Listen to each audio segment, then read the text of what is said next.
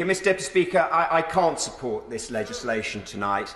I can't support criminalising a parent for seeing a child in the park over the coming months. It's not within my DNA to do that. But, Mr Speaker, of course I will follow the law and respect the law. You have the argument in the House of Commons, you divide, you're on the winning side or the losing side, and I will be on the losing side. There is no doubt of that. But I do not wear the fact that I will support the law with great virtue, because it's so easy for me to comply with the law, isn't it? It's so easy for most people in this House to comply with the law. We're comfortably off. We live in nice houses. We have gardens. We have outdoor spaces. We have access to family.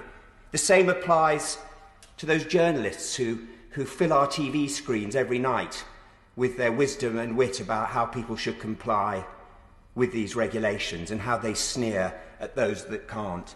But Mr Speaker, Mr Deputy Speaker, the next 3 months are going to be really, really hard for a lot of people who don't have my advantages, my advantage of a monthly salary, a monthly pension payment. These are people who are going to be worrying about their jobs, about their future, about their mental health, about their family relationships, because they will miss people terribly, or they will be in very small environments where apparently they can only leave to exercise once a day,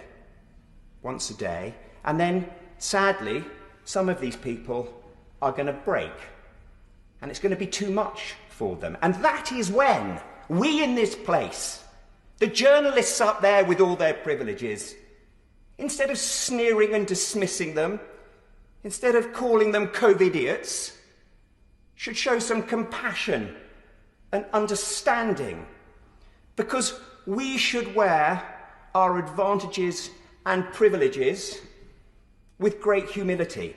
I don't want to hear from another constituent who's having a good lockdown.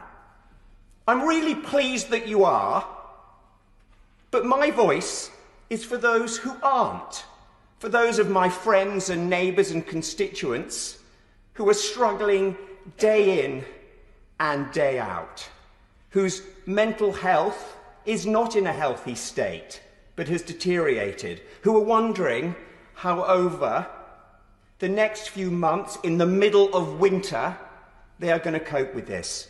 So in my remaining remarks, can I just ask colleagues, can I just ask people out there who were so fortunate to show some compassion and understanding for those who are not so fortunate?